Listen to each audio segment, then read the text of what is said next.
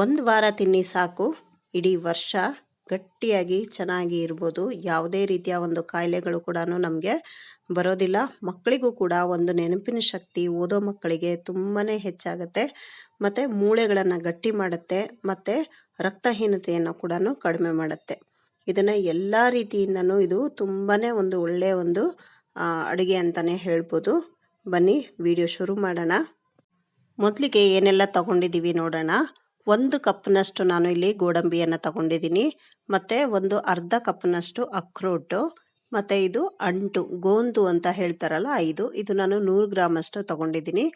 ಇದನ್ನೆಲ್ಲನೂ ಅಷ್ಟೇ ಇಷ್ಟೇ ಒಂದು ಮೆಜರ್ಮೆಂಟ್ ಅಂತ ಏನೂ ಇಲ್ಲ. ಇದರಲ್ಲಿ ನಾವು ಕಮ್ಮಿ ಜಾಸ್ತಿ ಕೂಡ ಮಾಡ್ಕೊಳ್ಬೋದು. ಅದೇ ರೀತಿ 1 ಕಪ್ಪು ಬಾದಾಮಿ. ಈ ಬಾದಾಮಿಯಲ್ಲಿ ನಾವು ಮಮ್ರಾ ಬಾದಾಮ್ ಅಂತ ಬರುತ್ತೆ, ಅದನ್ನು ಯೂಸ್ ಮಾಡಿದ್ರೆ ಹೆಲ್ತ್ ಬೆನಿಫಿಟ್ಸು ತುಂಬಾ ಇರುತ್ತೆ ಇದ್ರ. ಈಗ ಈ ಗೂಂದನ್ನು ನಾವು ಸ್ವಲ್ಪ ಕುಟ್ಕೊಂಡು ನಂತರ ಇದನ್ನು ಮಿಕ್ಸಿ ಮಾಡ್ಕೊಳ್ಬೇಕು. ಈ ರೀತಿಯಾಗಿ ಸಪ್ರೇಟ್ ನಾನು ಜರಡಿ ಇಟ್ಕೊಂಡಿದ್ದೀನಿ. ತುಂಬ ಸಣ್ಣ ಇರೋವಂಥದ್ದು ಒಂದು ಕಡೆ, ಮತ್ತು ಸ್ವಲ್ಪ ದಪ್ಪ ರವೆ ಥರ ಇರೋವಂಥದ್ದನ್ನು ಸಪ್ರೇಟಾಗಿ ಇಟ್ಕೊಂಡಿದ್ದೀನಿ. ಇವು ಅಷ್ಟೇ ಸ್ವಲ್ಪ ಚಳಿ ಇರೋದ್ರಿಂದ ಇದನ್ನು ನಾನು ಇಲ್ಲಿ ಬಿಸಿಲು ನಮಗೆ ಇಲ್ಲ ಅನ್ನೋದು ಕಾರಣಕ್ಕೆ ಸ್ವಲ್ಪ ಇದನ್ನು ಬಿಸಿ ಮಾಡ್ಕೊಳ್ತಾ ಇದ್ದೀನಿ. ಬಿಸಿಲಿದ್ರೆ ತುಂಬ ಒಳ್ಳೆಯದು. ಸ್ವಲ್ಪ ಇದನ್ನು ಒಂದು ಅರ್ಧ ಗಂಟೆ ಬಿಸಿಲಲ್ಲಿ ಇಟ್ಟರೆ ತುಂಬ ಚೆನ್ನಾಗಿ ಇದು ಡ್ರೈ ಆಗುತ್ತೆ. ಆಗ ನಮಗೆ ಇದನ್ನು ಹುರಿಯೋ ಅವಶ್ಯಕತೆ ಇರಲ್ಲ. ನಾನು ಇದನ್ನೆಲ್ಲನೂ ಒಂದು ಸಾರಿ 1 ರಿಂದ 2 ನಿಮಿಷ ಬಿಸಿ ಮಾಡ್ಕೊಳ್ತಾ ಇದ್ದೀನಿ.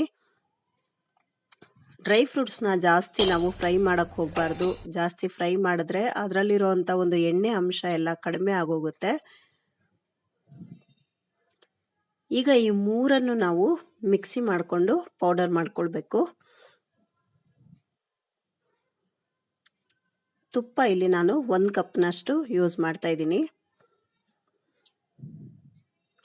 ಉರಿ ಇದಕ್ಕೆ ನಾವು ಕಡಿಮೆ ಇಡಬೇಕು. ಲೋ ಫ್ಲೇಮ್ನಲ್ಲೇ ನಾವು ಈ ಪೂರ್ತಿ ಒಂದು ಪ್ರೋಸೆಸ್ಸನ್ನು ಮಾಡಬೇಕಾಗತ್ತೆ.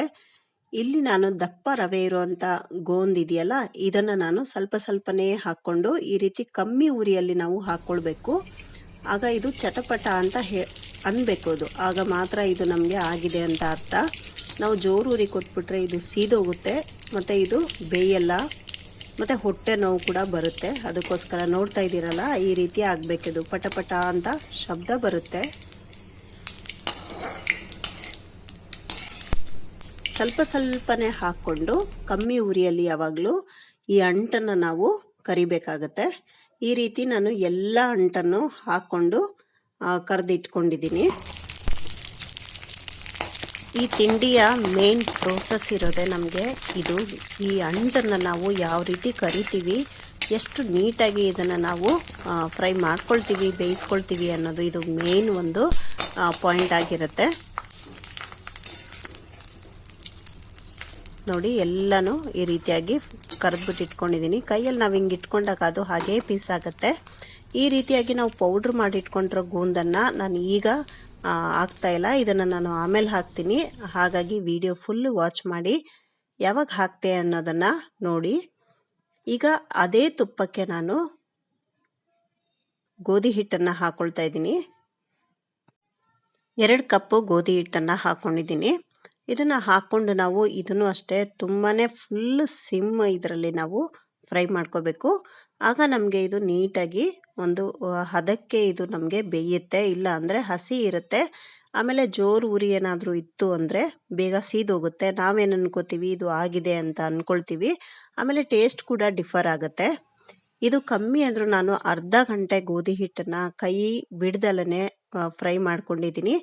ಈಗ ಇದು ಆಗಿದೆ. ಈಗ ಸಿಮ್ನಲ್ಲೇ ನಾವು ಈ ಏನು ಒಂದು ಪೌಡರ್ ನಾವು ಗೂಂದನ್ನು ಇಟ್ಕೊಂಡಿದ್ವಿ ಅದನ್ನು ಇದಕ್ಕೆ ಸೇರಿಸ್ಕೊಳ್ಬೇಕು. ಈಗ ಇದರಲ್ಲಿ ನಮಗೆ ಈ ಒಂದು ಗೋಧಿ ಹಿಟ್ಟು ಬಿಸಿ ಇರೋದ್ರಿಂದ ಇದು ನಮಗೆ ಇದರಲ್ಲೇ ಫ್ರೈ ಆಗೋಗುತ್ತೆ. ಇದರಲ್ಲೂ ಅಷ್ಟೇ ಚಟಪಟ ಅಂತ ನಮಗೆ ಶಬ್ದ ಬರುತ್ತೆ. ಫುಲ್ಲು ಶಬ್ದ ಬಂತು ನಮಗೆ ಯಾವಾಗ ಅದು ಸ್ಟಾಪ್ ಆಗುತ್ತೆ, ಆಗ ನಮಗೆ ಬೇರೆ ಒಂದು ಐಟಮ್ಗಳನ್ನು ಇಲ್ಲಿ ಮಿಕ್ಸ್ ಮಾಡಬೇಕಾಗತ್ತೆ. ಗೋಧಿ ಹಿಟ್ಟನ್ನು ಅರ್ಧ ಗಂಟೆ ಕಮ್ಮಿ ಅಂದರೂ ನಾವು ಫ್ರೈ ಮಾಡ್ಕೊಳ್ಬೇಕು. ಅದ್ರ ಕಲರ್ ಕೂಡ ಚೇಂಜ್ ಆಗುತ್ತೆ. ನಂತರನೇ ನಾವು ನಾವೊಂದು ಗೋಂದನ್ನ ಪೌಡರ್ ಏನಿತ್ತು ಅದನ್ನು ಸೇರಿಸ್ಕೊಂಡ್ವಿ.